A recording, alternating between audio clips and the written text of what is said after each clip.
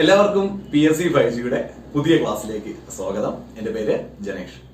നമ്മൾ കഴിഞ്ഞ ക്ലാസ്സിൽ SCERT ടെക്സ്റ്റിനെ ബേസ് ചെയ്തുകൊണ്ട് 10ാം ക്ലാസ്സിലെ ആദ്യത്തെ അധ്യായമായിട്ടുള്ള ലോകത്തെ സ്വാധീനിച്ച വിപ്ലവങ്ങൾ എന്ന പാഠഭാഗത്തിൽ നിന്നുള്ള നമ്മുടെ അമേരിക്കൻ സ്വാതന്ത്ര്യ സമരം പഠിക്കുകയുണ്ടായി. ഓക്കെ, അപ്പൊ ഇന്ന് നമ്മൾ പഠിക്കാൻ പോകുന്നത് ഫ്രഞ്ച് വിപ്ലവത്തെ കുറിച്ചാണ്. നമുക്കറിയാം, വിപ്ലവങ്ങളുടെ മാതാവ് എന്നറിയപ്പെടുന്നത് ഫ്രഞ്ച് വിപ്ലവമാണ്, അല്ലെ?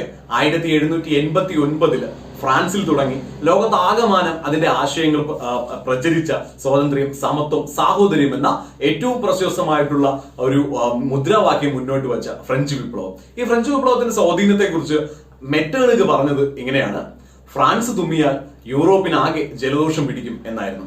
ആസ്ട്രിയൻ ഭരണാധികാരിയായിരുന്ന മെറ്റേണിക്കിന്റെ വാചകമാണിത്. എന്താണ്? ഫ്രാൻസ് തുമ്മിയാൽ യൂറോപ്പിനാകെ ജലദോഷം പിടിക്കും എന്നുള്ളത്. ഇത് ഫ്രഞ്ച് വിപ്ലവത്തിന്റെ സ്വാധീനം എത്രത്തോളം ഉണ്ട് എന്നുള്ളത് നമ്മളെ ബോധ്യപ്പെടുത്തുന്ന ഒരു ഫേമസ് ആയിട്ടുള്ള കൊട്ടേഷനാണ്. ഓക്കെ, അപ്പൊ നമുക്ക് ഫ്രഞ്ച് വിപ്ലവത്തിലേക്ക് പഠിക്കാം. ഫ്രഞ്ച് വിപ്ലവം 1789. 17-18 നൂറ്റാണ്ടുകളിൽ ഫ്രാൻസിന്റെ ഭരണം നിയന്ത്രിച്ചിരുന്ന അധികാര കേന്ദ്രം ഏതായിരുന്നു? നമ്മൾ ആദ്യം അത് മനസ്സിലാക്കിയിരിക്കണം. ഒരു ക്വസ്റ്റ്യൻ തന്നെയാണ്. 17-18 നൂറ്റാണ്ടുകളിൽ ഫ്രാൻസിന്റെ ഭരണം നിയന്ത്രിച്ചിരുന്ന അധികാര കേന്ദ്രം അത് വേഴ്സായ് കൊട്ടാരമായിരുന്നു. വേഴ്സായ് കൊട്ടാരം. ഈ വേഴ്സായ് കൊട്ടാരവുമായിട്ട് ബന്ധപ്പെട്ട് അവിടെ ഭരിച്ച ലൂയി രാജാക്കന്മാർ അവരുടെ ചില പ്രസ്താവനകളാണ് നമ്മൾ അടുത്തതായിട്ട് പഠിക്കാൻ പോകുന്നത്. ലോക പ്രശസ്തമായിട്ടുള്ള ചില പ്രസ്താവനകളാണ്. നമുക്ക് അത് പഠിക്കാം. ആദ്യമായിട്ട് നമ്മൾ പഠിക്കാൻ പോകുന്നത് ഞാനാണ് രാഷ്ട്രം എന്ന പ്രസ്താവന മുന്നോട്ട് വെച്ചത് ഏത് രാജാവായിരുന്നു? ഞാനാണ് രാഷ്ട്രം എന്ന് പറഞ്ഞത് ലൂയി 14-മനാണ്. ആരാണ്ട് ഞാനാണ് രാഷ്ട്രം എന്ന് പറഞ്ഞത് ലൂയി 14-മനാണ്. അടുത്ത വളരെ പ്രശസ്തമായിട്ടുള്ള പ്രസ്താവന എനിക്ക് ശേഷം പ്രളയം. എനിക്ക് ശേഷം പ്രളയം എന്ന് അഭിപ്രായപ്പെട്ടത് ലൂയി 15-മനാണ്. ആരാണ്? ലൂയി 15-മനാണ് എനിക്ക് ശേഷം പ്രളയം എന്ന് അഭിപ്രായപ്പെട്ടത്. അടുത്തതായിട്ട് വളരെ പ്രശസ്തമായിട്ടുള്ള ഒരു കൊട്ടേഷനാണ്. അത് മേരി അന്റോയിനറ്റ് പറഞ്ഞ ഒരു കൊട്ടേഷനാണ്. നിങ്ങൾക്ക് റൊട്ടി ഇല്ലെങ്കിൽ എന്താ കേക്ക് തിന്നുകൂടെ? അപ്പോ നിങ്ങൾക്ക് റൊട്ടി ഇല്ലെങ്കിൽ എന്താ കേക്ക് തിന്നുകൂടെ എന്ന് അഭിപ്രായപ്പെട്ടത് മേരി അന്റോയിനന്റ് ആണ്. ആരാണ് മേരി അന്റോയിനന്റ്? ലൂയി 16-മന്റെ ഭാര്യയാണ് മേരി അന്റോയിനന്റ്. ഈ മേരി അന്റോയിനന്റ് ചരിത്രത്തിൽ അറിയപ്പെടുന്നത് സുന്ദരി പക്ഷെ ശൂന്യമായ തലച്ചോറിനുടമ എന്നാണ്. ബ്യൂട്ടി വിത്തൗട്ട് ബ്രെയിൻ എന്നാണ് അറിയപ്പെടുന്നത്. ആരെ? മേരി അന്റോയിനന്റിനെ. ഓക്കെ, അപ്പോ ഇതൊക്കെയാണ് നമ്മുടെ ഈ രാജാക്കന്മാരുടെ വളരെ പ്രശസ്തമായിട്ടുള്ള പ്രസ്താവനകൾ. ഇനി നമ്മൾ പോകുന്നത് ഫ്രഞ്ച് സമൂഹത്തെ വിഭജിച്ചിരുന്ന തട്ടുകളിലേക്കാണ്. ഓക്കെ, അപ്പോ ഫ്രഞ്ച് സമൂഹത്തെ വിഭജിച്ചിരുന്ന 3 തട്ടുകൾ നമ്മൾ അറിഞ്ഞിരിക്കണം. അവയെ വിളിക്കുന്നത് എസ്റ്റേറ്റുകൾ എന്നാണ്. എന്താണ്? എസ്റ്റേറ്റുകൾ. ഫ്രഞ്ച് സമൂഹത്തെ വിഭജിച്ചിരുന്ന തട്ടുകൾ അറിയപ്പെടുന്നത് എസ്റ്റേറ്റുകൾ എന്നാണ്. 3 തട്ടുകളായി വിഭജിച്ചിരുന്നു. ഓക്കെ, അപ്പോ ഈ ഒന്നാം എസ്റ്റേറ്റില് പുരോഹിത വിഭാഗമാണ്. ഓക്കെ, ഒന്നാം വിഭാഗത്തില് പുരോഹിത വിഭാഗമാണ്. ഈ ഒന്നാം എസ്റ്റേറ്റിലെ പുരോഹിത വിഭാഗം കർഷകരിൽ നിന്ന് പിരിച്ചെടുത്ത നികുതി എന്തു പേരിൽ അറിയപ്പെടുന്നു? നമ്മുടെ ചോദ്യമാണ്. ഒന്നാം എസ്റ്റേറ്റിലെ പുരോഹിത വിഭാഗം കർഷകരിൽ നിന്ന് പിരിച്ചെടുത്ത നികുതി എന്തു പേരിൽ അറിയപ്പെടുന്നു? അത് തിദേ എന്നറിയപ്പെടുന്നു. തിദേ എന്നറിയപ്പെടുന്ന നികുതി പിരിച്ചിരുന്നത് ഏത് എസ്റ്റേറ്റിലെ ജനവിഭാഗമാണ് എന്ന് ചോദിച്ചാൽ ഒന്നാം എസ്റ്റേറ്റിലെ പുരോഹിത വിഭാഗമാണ്. ഓക്കെ, ഇനി നമ്മൾ പോകുന്നത് രണ്ടാം എസ്റ്റേറ്റിലെ വിഭാഗത്തിലേക്കാണ്. രണ്ടാം എസ്റ്റേറ്റിലെ വിഭാഗം എന്ന് പറയുന്നത് പ്രഭുക്കന്മാരാണ്. ഓക്കെ, രണ്ടാം എസ്റ്റേറ്റിലെ ആരാണ് ഉൾക്കൊള്ളുന്നത് എന്ന് ചോദിച്ചാൽ അവിടെ പ്രഭുക്കന്മാരാണ്. ഇനി മൂന്നാം എസ്റ്റേറ്റിലേക്ക് പോവുകയാണ്. മൂന്നാം എസ്റ്റേറ്റിന്റെ മറ്റൊരു പേര് ആദ്യം നമുക്ക് അത് പഠിക്കാം. മൂന്നാം എസ്റ്റേറ്റിന്റെ മറ്റൊരു പേര് കോമൺസ് എന്നാണ്. കോമൺസ് എന്നറിയപ്പെടുന്ന ഫ്രഞ്ച് തട്ട് അല്ലെങ്കിൽ ഫ്രഞ്ച് വിഭാഗം ഏതാണ് എന്ന് ചോദിച്ചാൽ മൂന്നാമത്തെ എസ്റ്റേറ്റിലെ ജനവിഭാഗമാണ്.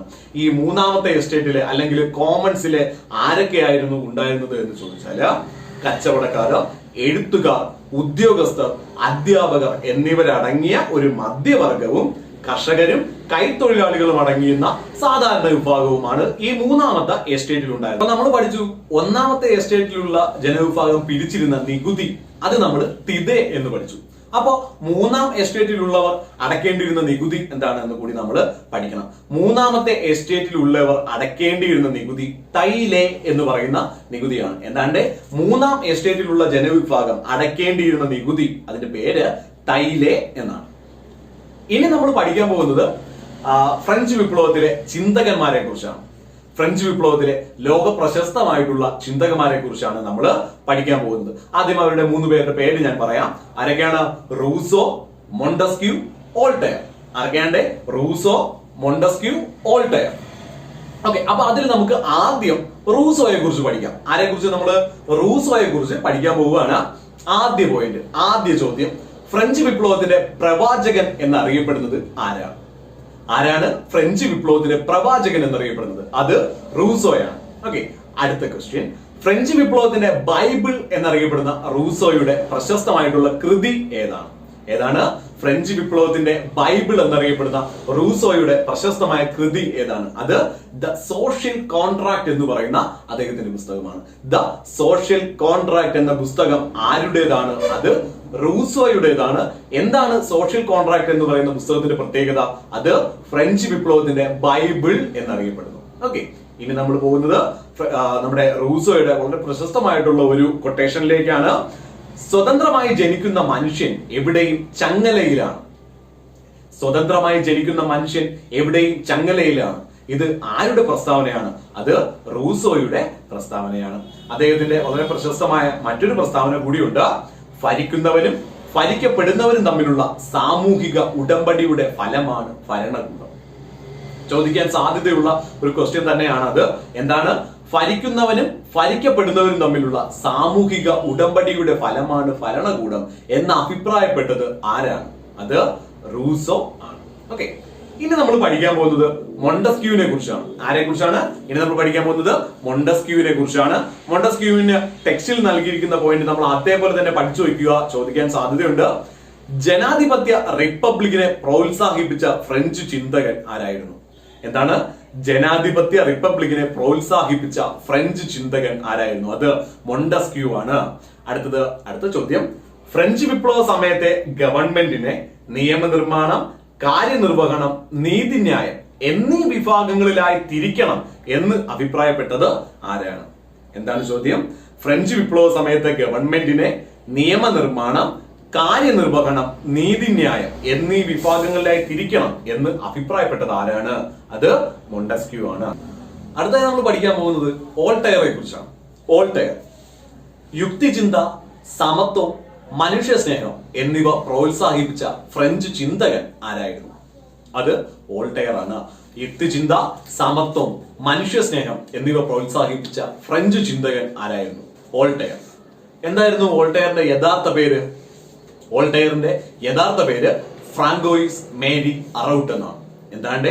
വോൾട്ടയറിന്റെ യഥാർത്ഥ പേര് ഫ്രാങ്കോയിസ് മേരി അറൗട്ട് എന്നാണ്. വോൾട്ടയറിന്റെ വളരെ പ്രശസ്തമായിട്ടുള്ള ഒരു കൃതിയുണ്ട്.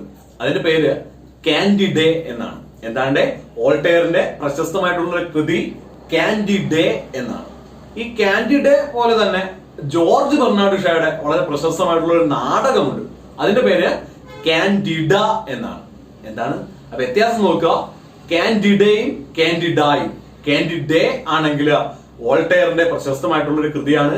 കാൻഡിഡ ആണെങ്കിൽ ജോർജ് ബെർണാഡ് ഷായുടെ ഒരു നാടകവുമാണ്. ഓക്കെ, അപ്പൊ അത് തമ്മിൽ തിരിഞ്ഞു പോവില്ല. വോൾട്ടയറിന്റെ പ്രശസ്തമായിട്ടുള്ള കൃതി കാൻഡിഡേ ആണ്. കാൻഡിഡ എന്ന നാടകം എഴുതിയത് ജോർജ് ബെർണാഡ് ഷായുമാണ്. ഓക്കെ, ഇനി നമുക്ക് ഫ്രഞ്ച് ചക്രവർത്തിയായിട്ടുള്ള ലൂയി 16 ജനപ്രതിനിധി സഭയായ സ്റ്റേറ്റ്സ് ജനറൽ വിളിച്ചു ചേർത്ത വർഷം എന്ന് പഠിക്കാം. എന്താണ്? ക്വസ്റ്റ്യൻ ആണ്. ഫ്രഞ്ച് ചക്രവർത്തിയായിട്ടുള്ള ലൂയി 16 ജനപ്രതിനിധി സഭയായ സ്റ്റേറ്റ്സ് ജനറൽ വിളിച്ചു ചേർത്ത വർഷം അത് 1789 ആണ്. എന്നാണ്? 1789. ഈ 1789 തന്നെ വളരെ പ്രശസ്തമായിട്ടുള്ള മറ്റൊരു സംഭവം നമുക്ക് അറിയാവുന്നതാണ്. ടെന്നീസ് കോർട്ട് പ്രതിജ്ഞ, അല്ലെ? ദ ടെന്നീസ് കോർട്ട് ഓത്ത് നമുക്ക് അറിയാവുന്നതാണ്. ടെന്നീസ് കോർട്ട് പ്രതിജ്ഞ. അപ്പൊ എന്നാണ് ടെന്നീസ് കോർട്ട് പ്രതിജ്ഞ നടന്നത് എന്ന് ചോദിച്ചാൽ 1789 ജൂൺ 20 അപ്പോ ചരിത്രത്തിൽ 1789 ജൂൺ 20 പ്രത്യേകത എന്താണ് എന്ന് ചോദിച്ചാൽ ടെന്നീസ് കോർട്ട് പ്രതിജ്ഞ നടന്നത് അന്നാണ്. അടുത്ത ചോദ്യം, ഫ്രഞ്ച് വിപ്ലവകാരികൾ ബൂർബൻ രാജവാഴ്ചയുടെ ഭാഗമായ ബാസ്റ്റിൽ ജയിൽ തകർത്തത് എന്നാണ്. വളരെ പഠിച്ചിരിക്കേണ്ട ഒരു ചോദ്യം തന്നെയാണ്. ആ ഡേറ്റ് നമ്മൾ ഓർത്തു വയ്ക്കണം. ഫ്രഞ്ച് വിപ്ലവകാരികൾ ബൂർബൻ രാജവാഴ്ചയുടെ ഭാഗമായ ബാസ്റ്റിൽ ജയിൽ തകർത്തത് എന്നാണ്. 1789 ജൂലൈ 14 ബാസ്റ്റിൻ ജയിൽ തകർക്കുന്നത്. ഓക്കെ, ഫ്രഞ്ച് വിപ്ലവത്തിന്റെ ആരംഭമായി കണക്കാക്കുന്ന സംഭവമാണ് ഈ ബാസ്റ്റിൻ ജയിൽ തകർച്ച എന്ന് പറയുന്നത്. എന്താണ് അപ്പോ ഫ്രഞ്ച് വിപ്ലവത്തിന്റെ ആരംഭമായി കണക്കാക്കുന്ന സംഭവം എന്താണ്? അത് ബാസ്റ്റിൻ ജയിലിന്റെ തകർച്ചയാണ്. അതുകൊണ്ട് തന്നെ ജൂലൈ 14 ബാസ്റ്റിൻ ജയിൽ തകർക്കുന്നത്. ഓക്കെ, നമ്മളിപ്പോ പഠിച്ച കാര്യമാണ്. ഈ ജൂലൈ 14 പ്രത്യേകത, ജൂലൈ 14 ഫ്രഞ്ച് ദേശീയ ദിനം. അപ്പോ ഫ്രഞ്ച് ദേശീയ ദിനം എന്നാണ് ജൂലൈ 14. അടുത്ത ചോദ്യം, ഫ്രാൻസിലെ ദേശീയ അസംബ്ലി മനുഷ്യാവകാശ പ്രഖ്യാപനം പാസാക്കിയത് എന്നാണ്? ഫ്രാൻസിലെ ദേശീയ അസംബ്ലി മനുഷ്യാവകാശ പ്രഖ്യാപനം പാസാക്കിയത് എന്നാണ്? അത് 1789 ഓഗസ്റ്റ് 12 1789 ഓഗസ്റ്റ് 12 ഫ്രാൻസിലെ ദേശീയ അസംബ്ലി മനുഷ്യാവകാശ പ്രഖ്യാപനം പാസാക്കുന്നത്. അടുത്ത ചോദ്യം, ഫ്രാൻസിലെ സ്ത്രീകൾ ഭക്ഷണം വേണം എന്ന ആവശ്യവുമായി പാരീസിലെ വേഴ്സായ് കൊട്ടാരത്തിലേക്ക് പ്രകടനം നടത്തിയത് എന്നാണ്? ഫ്രാൻസിലെ സ്ത്രീകൾ ഭക്ഷണം വേണം എന്ന പ്രഖ്യാപനവുമായിട്ട് പാരീസിലെ വേഴ്സായ് കൊട്ടാരത്തിലേക്ക് പ്രകടനം നടത്തിയത് എന്നാണ്? അത് 1789 ഒക്ടോബർ മാസത്തിലാണ്. 1789 ഒക്ടോബർ മാസത്തിൽ ഫ്രാൻസിനെ ഒരു റിപ്പബ്ലിക്കായിട്ട് പ്രഖ്യാപിക്കുന്നത് എന്നാണ്? ഫ്രാൻസിനെ ഒരു റിപ്പബ്ലിക്കായിട്ട് പ്രഖ്യാപിക്കുന്നത് എന്നാണെന്ന് ചോദിച്ചാൽ 1792 സെപ്റ്റംബറിലാണ്. അപ്പോ എന്നാണ് ഫ്രാൻസിനെ ഒരു റിപ്പബ്ലിക്കായിട്ട് പ്രഖ്യാപിച്ചത് എന്ന് ചോദിച്ചാൽ 1792 സെപ്റ്റംബറിലാണ്. ഓക്കെ, ഫ്രാൻസിലെ ആഭ്യന്തര കാര്യങ്ങളെ നിയന്ത്രിക്കാൻ രൂപീകരിച്ച കമ്മിറ്റി. അടുത്ത ചോദ്യമാണ്, ഫ്രാൻസിലെ ആഭ്യന്തര കാര്യങ്ങളെ കുറിച്ച് നിയന്ത്രിക്കാനായിട്ട് രൂപീകരിച്ച കമ്മിറ്റിയാണ് പൊതു സുരക്ഷാ കമ്മിറ്റി. 1793 ജൂലൈയിലാണ് പൊതു സുരക്ഷാ കമ്മിറ്റി ആരംഭിക്കുന്നത്. ഈ പൊതു സുരക്ഷാ കമ്മിറ്റിയുടെ നേതൃത്വം ആരായിരുന്നു? പൊതു സുരക്ഷാ കമ്മിറ്റിയുടെ നേതൃത്വം ആരായിരുന്നു? അത് റോബസ്പിയർ ആണ്. ആരാണ്ട്? റോബസ്പിയർ. ഈ പൊതു സുരക്ഷാ കമ്മിറ്റിയുടെ മറ്റ് അംഗങ്ങൾ അത് നമ്മുടെ ടെക്സ്റ്റിൽ തന്നിട്ടുള്ളതാണ്, അതും കൂടി പഠിച്ചു വയ്ക്കുക. പൊതു സുരക്ഷാ കമ്മിറ്റിയിലെ മറ്റ് അംഗങ്ങൾ അത് മിറാബോയും ഡാന്റനുമാണ്. ആരൊക്കെയാണ്ട്? മിറാബോയും ഡാന്റനുമാണ്. ഓക്കെ, അപ്പോ ഇനി നമ്മൾ പഠിക്കാൻ പോകുന്നത് ഭീകരവാഴ്ച കാലഘട്ടം എന്നറിയപ്പെടുന്ന കാലഘട്ടം ആരുടേതാണ്? ഭീകരവാഴ്ച കാലഘട്ടം എന്നറിയപ്പെടുന്നത് ആരുടേതാണ്? അത് റോബസ്പിയറിന്റെ കാലഘട്ടമാണ്. ആരുടെ കാലഘട്ടമാണ്? റോബസ്പിയറിന്റെ കാലഘട്ടം. അപ്പൊ നമ്മൾ ഭീകരവാഴ്ച കാലഘട്ടം എന്നു മുതൽ എന്നുവരെ ആയിരുന്നു എന്ന് അറിഞ്ഞിരിക്കണം. എന്നു മുതൽ എന്നുവരെയായിരുന്നു ഭീകരവാഴ്ച കാലഘട്ടം? അത് 1793 ജൂലൈ മുതൽ 1794 ജൂലൈ വരെയായിരുന്നു ഫ്രാൻസിൽ ഭീകരവാഴ്ച കാലഘട്ടം എന്നറിയപ്പെടുന്നത്. നമ്മൾ പറഞ്ഞു ഈ റോബസ്പിയർ ആണ് ജാക്കോബിയൻ ക്ലബ്ബ് സ്ഥാപിക്കുന്നത്, അല്ലെ? നമുക്കറിയാവുന്ന ജാക്കോബിയൻ ക്ലബ്ബ് സ്ഥാപിക്കുന്നത് റോബസ്പിയർ ആണ്. അതുപോലെ തന്നെ ഈ ഭീകരവാഴ്ച സമയത്ത് ശത്രുക്കളെ കൊല്ലാനായിട്ട് ഉപയോഗിച്ചിരുന്ന വളരെ ലോകപ്രശസ്തമായിട്ടുള്ള ഉപകരണം ഏതാണ്? നമുക്കറിയാം, ചരിത്രത്തിൽ നമ്മൾ കേട്ടിട്ടുള്ളതാണ്, കണ്ടിട്ടുള്ളതാണ്. ഗില്ലറ്റിൻ എന്നാണ് ആ ഉപകരണത്തിന്റെ പേര്. എന്താണ്ട് ഭീകരവാഴ്ച സമയത്ത് ശത്രുക്കളെ കൊല്ലുവാനായിട്ട് ഉപയോഗിച്ചിരുന്ന ഉപകരണമാണ് ഗില്ലറ്റിൻ. ഓക്കെ, ഇനി ഈ ഗില്ലറ്റിന്റെ ശില്പി ആരാണെന്ന് നമ്മൾ അറിഞ്ഞിരിക്കുക. ടെക്സ്റ്റിലുള്ളതല്ല എങ്കിൽ നമ്മളൊന്ന് അറിഞ്ഞിരിക്കുക. ഗില്ലറ്റിന്റെ ശില്പി ആരാണ്? ജോസഫ് ഇഗ്നാസ് ഗില്ലറ്റിൻ ആണ്. ആരാണ്? ജോസഫ് ഇഗ്നാസ് ഗില്ലറ്റിൻ ആണ് നമ്മുടെ ഈ ഗില്ലറ്റിൻ എന്ന് പറയുന്ന നമ്മുടെ ആയുധത്തിന്റെ ശില്പി എന്ന് പറയുന്നത്. നമ്മുടെ ഈ ഗില്ലറ്റിനാൽ വധിക്കപ്പെട്ട പ്രശസ്തരായിട്ടുള്ളവർ ആരൊക്കെയാണെന്ന് ചോദിച്ചാൽ ലൂയി 16 മേരി അന്റോയിനറ്റ്, റോബസ്പിയർ എന്നിവരൊക്കെ ഈ ഗില്ലറ്റിൻ കൊണ്ട് തന്നെയാണ് മരിക്കുന്നത്. ഓക്കെ, ഈ ഗില്ലറ്റിനിലൂടെ തന്നെയാണ് അവർ മരിക്കുന്നത്. ഓക്കെ, ഇതൊക്കെ തന്നെയാണ് ഈ ഭീകരവാഴ്ച കാലഘട്ടത്തിൽ പറയാനായിട്ടുള്ളത്.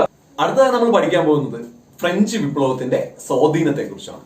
ഫ്രഞ്ച് വിപ്ലവത്തിന്റെ സ്വാധീനം 2019 വിയുടെ ഒരു ക്വസ്റ്റ്യൻ ഉണ്ടായിരുന്നു. 2019 വിയുടെ ക്വസ്റ്റ്യൻ അതിങ്ങനെയാണ്: ഫ്രഞ്ച് വിപ്ലവത്തിന്റെ ഓർമ്മയ്ക്കായി തന്റെ തലസ്ഥാന നഗരിയിൽ സ്വാതന്ത്ര്യത്തിന്റെ മരം ട്രീ ഓഫ് ലിബർട്ടി നടുകയും ഫ്രഞ്ച് ക്ലബ്ബായ ജാക്കോബിയൻ ക്ലബിൽ അംഗമാവുകയും ചെയ്ത ഇന്ത്യൻ ഭരണാധികാരി.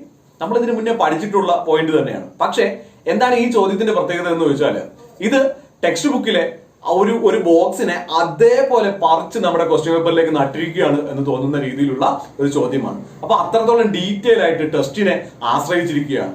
അപ്പോൾ ആ ക്വസ്റ്റ്യന്റെ ഉത്തരം എന്താണ്? അത് ടിപ്പു സുൽത്താൻ എന്നാണ് നമുക്ക് എല്ലാവർക്കും അറിയുകയും ചെയ്യാം. ഓക്കെ, അപ്പോൾ ടിപ്പു സുൽത്താൻ ഫ്രഞ്ച് വിപ്ലവത്തിൽ ആകർഷ്ടനായ ഇന്ത്യൻ ഭരണാധികാരിയാണ്. അപ്പൊ അതുപോലെ ഫ്രഞ്ച് വിപ്ലവം ലോകത്തിൽ എങ്ങനെയൊക്കെ സ്വാധീനം ചെലുത്തി എന്നുള്ളതാണ് നമ്മൾ അടുത്തായിട്ട് പഠിക്കാൻ പോകുന്നത്. അപ്പോ ഫ്രഞ്ച് വിപ്ലവത്തിന്റെ സ്വാധീനം, ആദ്യം ഒരു ക്വസ്റ്റ്യൻ, യൂറോപ്പിൽ ഫ്യൂഡൽ വ്യവസ്ഥിതിക്ക് അന്ത്യം കുറിച്ച വിപ്ലവം ഏതാണ്? യൂറോപ്പിൽ ഫ്യൂഡൽ വ്യവസ്ഥിതിക്ക് അന്ത്യം കുറിച്ച വിപ്ലവം ഏതാണ്? അത് ഫ്രഞ്ച് വിപ്ലവമാണ്, നമുക്കറിയാം. അടുത്ത ചോദ്യം, രാജ്യം എന്നാൽ പ്രദേശമല്ല രാജ്യത്തെ ജനങ്ങളാണ്. ഇത് ഏത് വിപ്ലവത്തിന്റെ മുദ്രാവാക്യമാണ്? അല്ലെങ്കിൽ ഇത് ഏത് മുദ്രാവാക്യത്തിന്റെ സ്വാധീന ഫലമായി ലോകത്തിൽ ചർച്ച ചെയ്യപ്പെട്ടതാണ് എന്ന് ചോദിച്ചാൽ അത് ഫ്രഞ്ച് വിപ്ലവമാണ്. രാജ്യം എന്നാൽ പ്രദേശമല്ല രാജ്യത്തെ ജനങ്ങളാണ് ഏത് വിപ്ലവവുമായി ബന്ധപ്പെട്ടിരിക്കുന്നു? ഫ്രഞ്ച് വിപ്ലവം. ജനകീയ പരമാധികാരം എന്ന ആശയം മുന്നോട്ട് വച്ച വിപ്ലവം ഏതായിരുന്നു? അത് ഫ്രഞ്ച് വിപ്ലവമാണ്. ജനകീയ പരമാധികാരം എന്ന ആശയം മുന്നോട്ട് വച്ചത് ഫ്രഞ്ച് വിപ്ലവമാണ്. ഓക്കെ, ഫ്രഞ്ച് വിപ്ലവത്തിന്റെ സ്വാധീനത്തിൽ നമുക്ക് ഏറ്റവും അധികമായിട്ട് പഠിക്കേണ്ട ഒരാളുണ്ട് ചരിത്രത്തിൽ. അത് നെപ്പോളിയൻ ബോണപ്പാർട്ടാണ്. നമുക്ക് അറിയാവുന്ന ആളാണ്, നമ്മൾ പഠിച്ചിട്ടുള്ള ആളാണ്. എങ്കിലും നെപ്പോളിയൻ ബോണപ്പാർട്ടിനെ കുറിച്ച് നമ്മുടെ ടെക്സ്റ്റിൽ തന്നിട്ടുള്ള 1-2 പോയിന്റുകൾ കൂടി നമ്മൾ പഠിക്കണം. ഓക്കെ, അപ്പോ ആദ്യ ചോദ്യം നമുക്ക് പരിചിതമായിട്ടുള്ള ചോദ്യം തന്നെ തുടങ്ങാം. നെപ്പോളിയൻ ബോണപ്പാർട്ട് ഫ്രഞ്ച് വിപ്ലവത്തിന്റെ ശിശു എന്നറിയപ്പെടുന്നത് ആരാണ്? അത് നെപ്പോളിയൻ ബോണപ്പാർട്ടാണ്. ആരാണ്? നെപ്പോളിയൻ ബോണപ്പാർട്ടാണ് ഫ്രഞ്ച് വിപ്ലവത്തിന്റെ ശിശു എന്ന് അറിയപ്പെടുന്നത്. ഓക്കെ, അപ്പോ നെപ്പോളിയൻ ഫ്രാൻസിന്റെ അധികാരം പിടിച്ചെടുത്ത വർഷം എന്നാണ് നെപ്പോളിയൻ ഫ്രാൻസിന്റെ അധികാരം പിടിച്ചെടുക്കുന്നത്? അത് 1799-ലാണ്. ഓക്കെ, ഇനി നെപ്പോളിയൻ പരാജയപ്പെട്ട യുദ്ധം ഏതാണ്? നമുക്കറിയാവുന്ന യുദ്ധം തന്നെയാണ്, വളരെ ഫേമസ് ആയിട്ടുള്ള വാട്ടർലൂ യുദ്ധത്തിലാണ് നെപ്പോളിയൻ പരാജയപ്പെടുന്നത്. നെപ്പോളിയൻ പരാജയപ്പെട്ട യുദ്ധം ഏതാണ്? വാട്ടർലൂ യുദ്ധമാണ്. ആരാണ് നെപ്പോളിയനെ പരാജയപ്പെടുത്തിയത്? ആർതർ വെല്ലസ്ലിയാണ് നെപ്പോളിയനെ പരാജയപ്പെടുത്തുന്നത്. ഇനി നമ്മൾ പഠിക്കുന്ന റാങ്ക് ഫയലുകളിലൊന്നും അധികമില്ലാത്ത 2 പോയിന്റ് കൂടി നമ്മുടെ ടെക്സ്റ്റിൽ നിന്ന് എടുത്തിട്ടുണ്ട്. അത് പഠിച്ചു വയ്ക്കുക, ചോദിക്കുകയാണെങ്കിൽ നമുക്ക് തീർച്ചയായിട്ടും ഉപകാരപ്പെടും. എന്താണ്? പൊതുകടം ഇല്ലാതാക്കാനായി സിങ്കിങ് ഫണ്ട് രൂപീകരിച്ച ഭരണാധികാരി ആരായിരുന്നു? പൊതുകടം ഇല്ലാതാക്കാനായി സിങ്കിങ് ഫണ്ട് രൂപീകരിച്ചത് ആരാണ്? അത് നെപ്പോളിയനാണ്. അടുത്ത പോയിന്റ്, ബാങ്ക് ഓഫ് ഫ്രാൻസ് രൂപീകരിച്ചത് ആരാണ്? ബാങ്ക് ഓഫ് ഫ്രാൻസ് രൂപീകരിക്കുന്നത് നെപ്പോളിയനാണ്. അപ്പോ ഇത്രയൊക്കെയാണ് ഫ്രഞ്ച് വിപ്ലവത്തിന്റെ സ്വാധീനം. ഓക്കെ, അപ്പൊ നമ്മൾ ലോകത്തിനെ തന്നെ സ്വാധീനിച്ച, ലോകത്തിലെ ഏറ്റവും അധികം സ്വാധീനിക്കപ്പെട്ട ഫ്രഞ്ച് വിപ്ലവം നമ്മൾ പഠിച്ചു കഴിഞ്ഞു. ഓക്കെ, ഇനി നമുക്ക് നമ്മുടെ ടെക്സ്റ്റിൽ അടുത്തായിട്ട് വരുന്നത് ലാറ്റിൻ അമേരിക്കൻ വിപ്ലവവും റഷ്യൻ വിപ്ലവവും ചൈനീസ് വിപ്ലവവുമാണ്. ഓക്കെ, വരുന്ന ക്ലാസ്സുകളിൽ നമുക്ക് ആ വിപ്ലവങ്ങളെ കുറിച്ച് കൂടുതൽ പഠിക്കാം. എല്ലാവർക്കും നന്ദി, നമസ്കാരം. ഇന്നത്തെ ക്ലാസ് എല്ലാവർക്കും ഉപകാരപ്രദമാണെന്ന് വിശ്വസിക്കുന്നു. നമ്മളിപ്പോ ഇവിടെ പഠിച്ച ഈ ക്ലാസിന്റെ PDF കോപ്പി നമ്മൾ ടെലിഗ്രാം ഗ്രൂപ്പിൽ ലഭ്യമാണ്. നമ്മുടെ ഈ ക്ലാസിന്റെ PDF കോപ്പി, ഇന്ന് നമ്മൾ പഠിച്ച എല്ലാ ചോദ്യങ്ങളും ഉൾപ്പെടുന്ന PDF കോപ്പി നമ്മുടെ ടെലിഗ്രാം ചാനലിൽ ലഭ്യമാണ്. അപ്പൊ ആ ടെലിഗ്രാം ചാനലിന്റെ ലിങ്ക് ഞങ്ങൾ താഴെ ഡിസ്ക്രിപ്ഷനിൽ നൽകിയിട്ടുണ്ട്. നിങ്ങൾക്ക് അത് കയറി നോക്കാം, ടെലിഗ്രാം ഗ്രൂപ്പിൽ അംഗമാകാം. നമ്മൾ പഠിച്ചതിനോടൊപ്പം തന്നെ എഴുതിയെടുത്ത് പഠിക്കുകയാണെങ്കിൽ നിങ്ങൾക്ക് ഉപകാരപ്പെടും. അപ്പോൾ ഉറപ്പായിട്ട് നിങ്ങൾ ആ ഡിസ്ക്രിപ്ഷനിൽ കയറുക, ടെലിഗ്രാം ഗ്രൂപ്പിൽ അംഗമാകുക.